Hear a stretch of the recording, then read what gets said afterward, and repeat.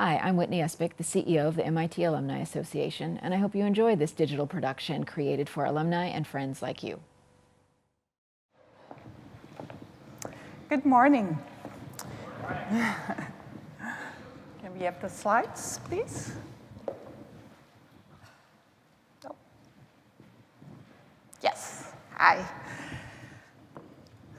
In just the 12 years since smartphones were originally introduced, we have become completely inseparable from our devices. Kids these days get a cell phone at the age of 12 or 13, and forever after, basically, they have that cell phone with them, the younger generation, especially day and night, consulting that device hundreds of times a day, and 50% of the population also at night. By the end of this year, we will have phones in the hands of a third of the world's population. And while they give us access to all the world's knowledge and information, which is, of course, absolutely wonderful, I would argue that they actually do not help us and even have a negative effect on some of the things that also matter a lot, or maybe even matter more for people to be successful in life, successful at work, etc. Things such as mindfulness and attention, making better decisions and changing bad behaviors, better memory, more effective learning, creativity, and regulating our emotions. And while all of us can sort of use a little bit of help in all of these issues, for some people, these types of issues can be debilitating.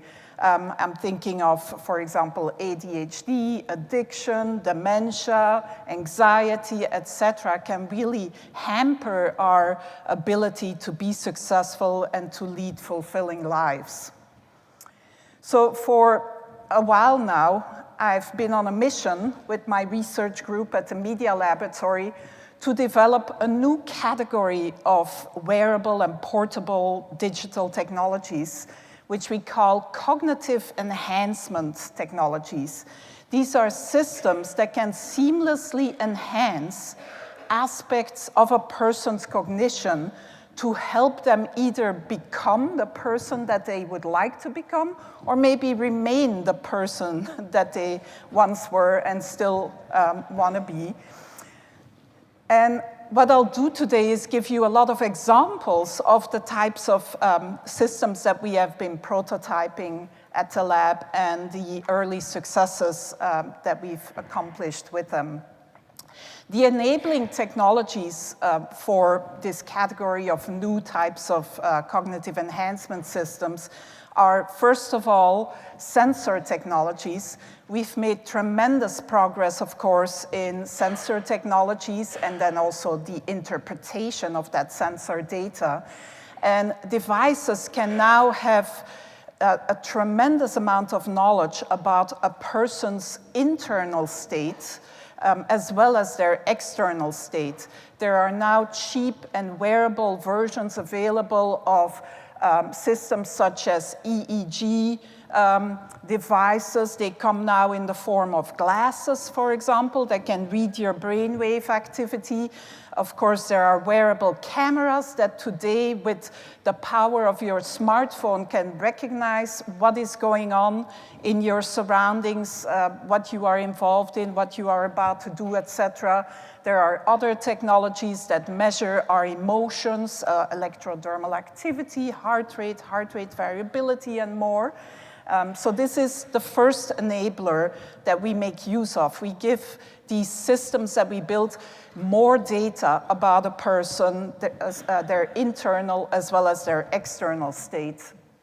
A second enabler are sensory augmentation technologies, such as, for example, bone conduction speakers. We work a lot with Bose, spin-off, of course, from MIT, on new types of auditory augmented reality systems that can, in the moment, give you some subtle advice or nudges, or maybe even other types of inputs that can help you with being attentive, with memory, and more.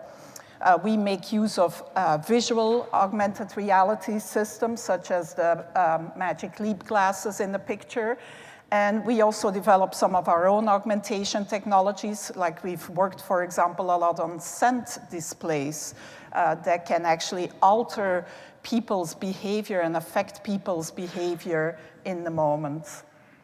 And the last enabling technology, of course, is machine learning and artificial intelligence that is used to make sense of all that data and decide how to assist a person in the moment.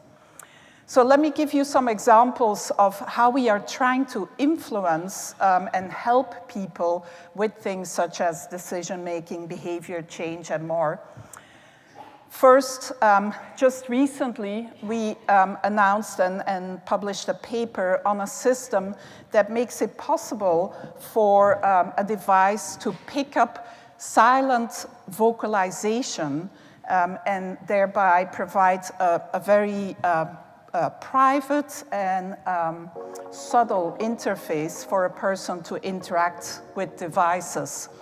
So in the system actually uses some electrodes that can pick up very subtle signals that a person produces when they silently voice a word. We used lots of examples, lots of data to train a neural network to recognize this silent vocalization so that you can basically talk to any app on a cell phone using this completely silent and private method. It's not brain reading. In a lot of the press that we received, people talk about it as MIT invented a system that can read your thoughts. You actually have to fairly deliberately voice words internally the way you did when you were a kid and were just starting to learn to read, and they would tell you that you had to not say the words out loud, but still you would still be voicing them. So right now, we actually can recognize about 100 or so words. They are per application.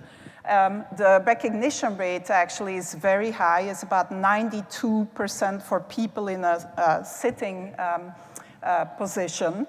And we are continuing this work now going towards recognizing phonemes as opposed to full words to make it easier for people to make use of basically any intelligence that a machine can provide them in this completely seamless, private way.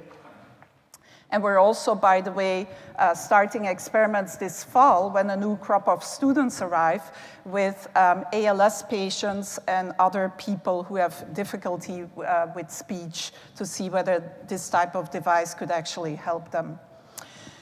We're doing other work related to behavior change as well. In one of our projects, we just have you wear a camera, and the camera knows, or the system knows, when you are about to engage in a behavior that is something that you would like to change. For example, if you have a bad habit of drinking sugary drinks, you can wear this system, and as you go about you're later here in the reception, you may be looking at a bottle of Coca-Cola, and the system the system actually gives you some feedback, and we're experimenting with multiple forms. Just a little unhappy face is one type of thing, but we actually have a scent display that we're using in a lot of our experiments, and we are verifying whether the use of a bad scent, like rotten eggs every time you see a bottle of, or stare at a bottle of Coca-Cola, whether that can actually help you develop some better behaviors or get rid of some bad behaviors. Attention, 10% of kids, and I'm sure many people at MIT as well, suffer from ADHD and attention problems. Outside in the Kresge hallway there, you can get a demo from my postdoc, Natalia Kozmina, who has been developing a system that uses EEG to read whether a person is attentive, and of course you would use it in conditions where you want to be attentive. And the system gives you subtle biofeedback in a tangible way with vibration motors in the scarf that she is wearing there, the blue scarf, every time your attention falls below a certain level. So far, we have done tests with adults, and we hope to begin tests with children in using this device as well.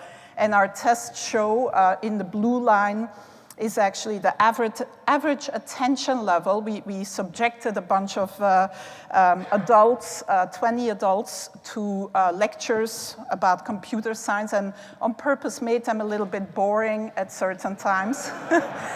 And so the people in the blue line get feedback every time their attention wanders, get this haptic feedback. The people in the green line get random feedback, haptic feedback, which helps a little bit as well, it turns out. So it's not based on what their attention level is, but makes them more attentive.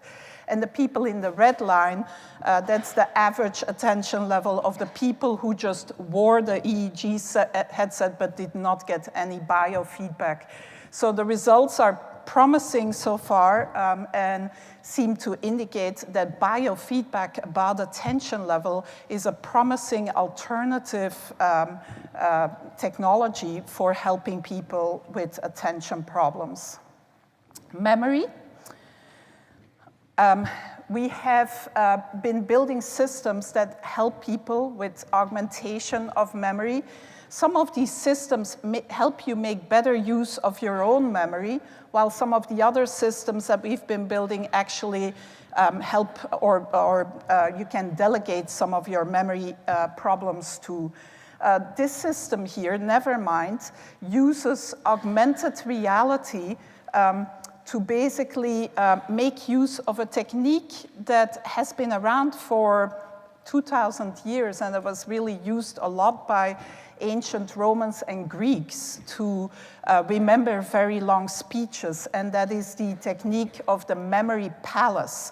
It used to be the case that when they had to give very long speeches, they would just remember parts of their speech as being tied to, say, different parts of their palace, or it can be a path that you are very familiar with, and you basically mentally associate the different parts of your speech with landmarks in your home, palace, or along a certain path. And then it becomes a lot easier to remember what it is that you're going to say because you can just mentally follow this path and you remember what you're supposed to say at each moment. So we make it easier with our device to use that technique. We took the example of teaching a person who the Super Bowl winners were in a certain period of time. And what we did was we we let people walk from the T station in Kendall Square to their office in the Media Lab. And at every sort of landmark and intersection, we would visualize one of the teams, the subsequent teams, basically, that won the Super Bowl. You don't have to, I can say like Cowboys, but I don't know what city that is, because I know nothing. I know nothing about football, but I can tell you what the first 10 winners are of the Super Bowl, because I used the system. And so basically, when you come out of the subway, you see a virtual image basically superimposed on your reality of a person with boxes, which reminds you that the Packers won the first Super Bowl in '67. Then you go up the stairs and you see another guy with boxes, the Packers.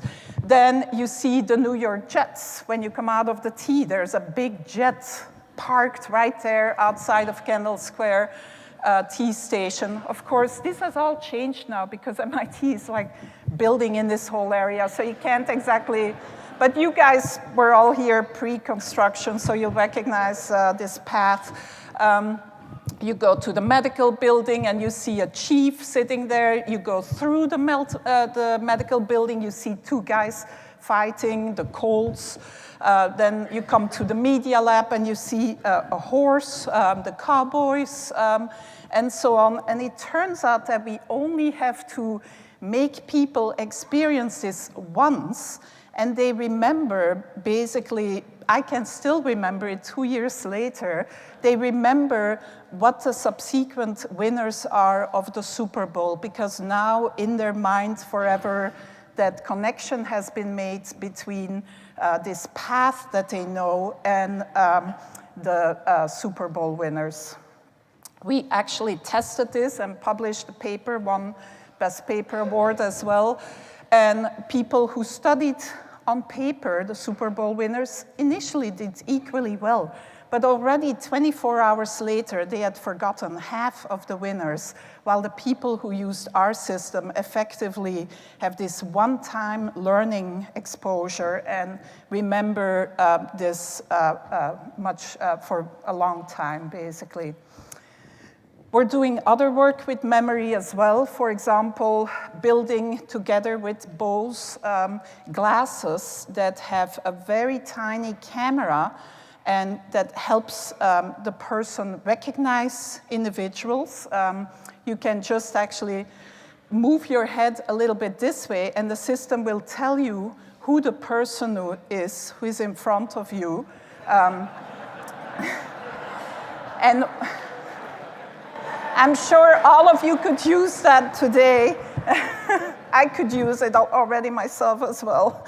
And it reminds you what you last talked about, basically. So I think that these types of systems, we can build this today. And I think that this can really help people with quality of life, help people remain socially connected, etc., which is incredibly important for our health. Creativity.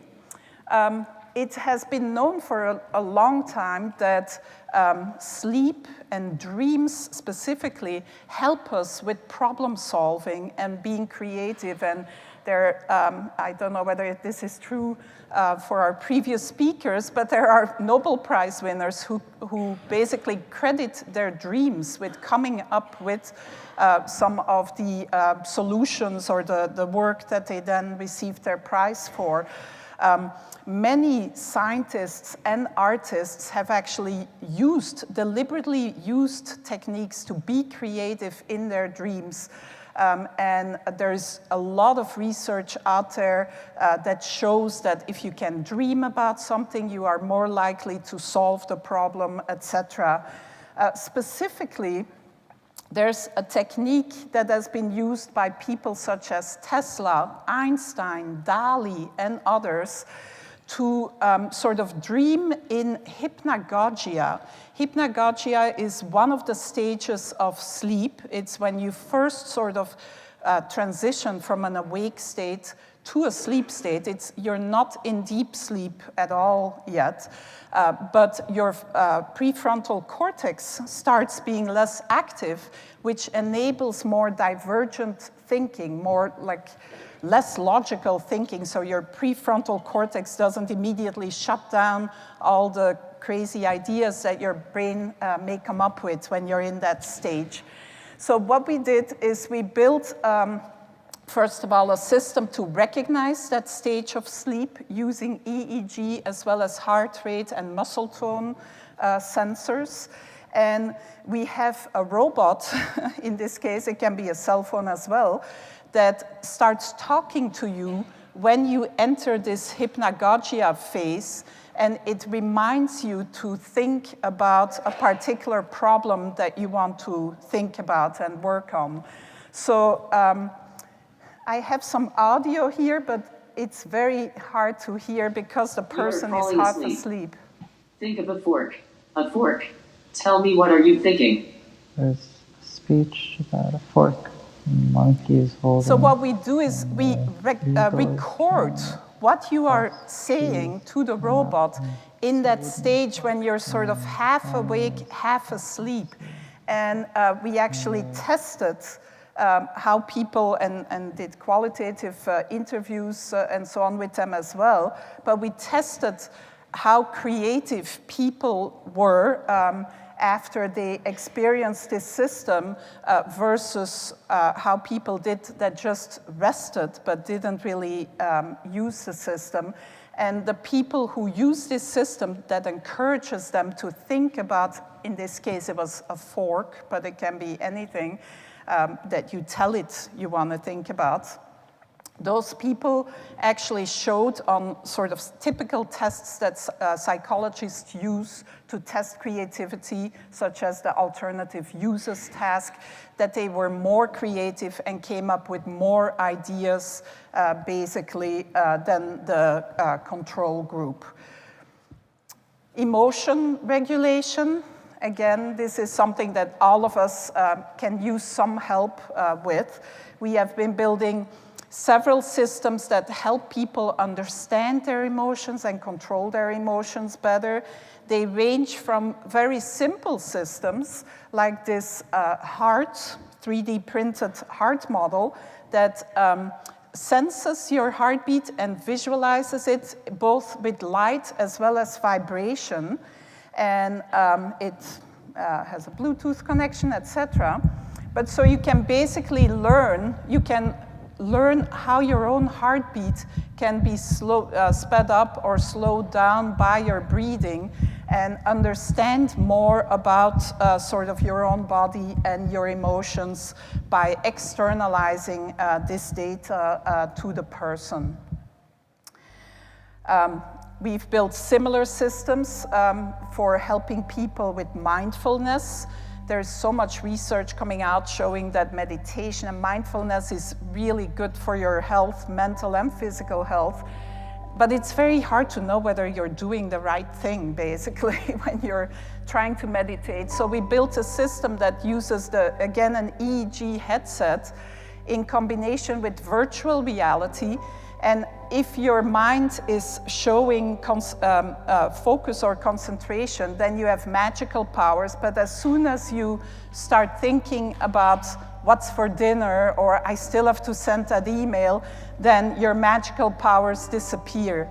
So you basically learn over time to keep your mind in that focused state that helps you be mindful.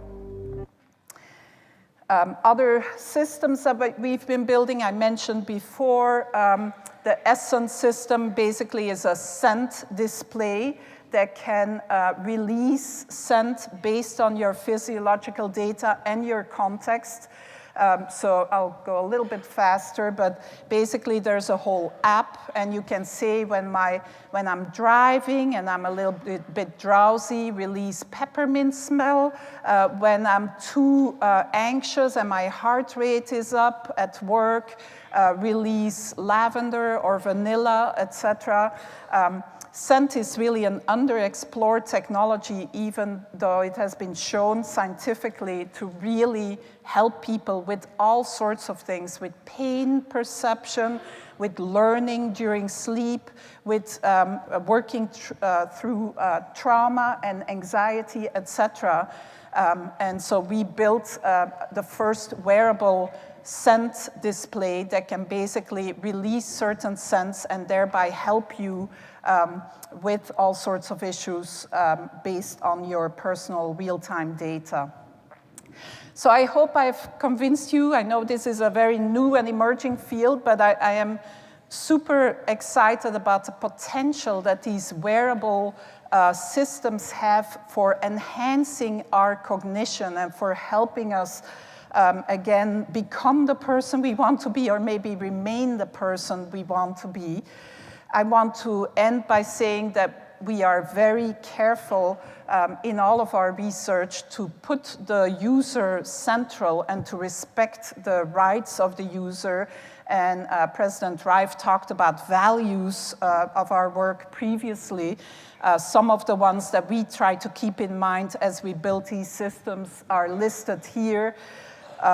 We basically try to make these systems minimally disruptive.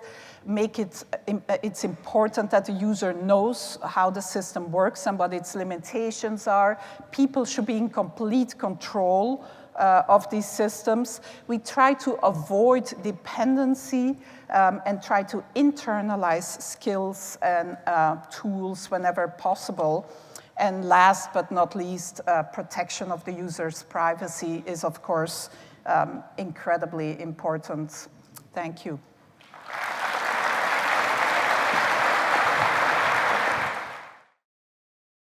Thanks for joining us. And for more information on how to connect with the MIT Alumni Association, please visit our website.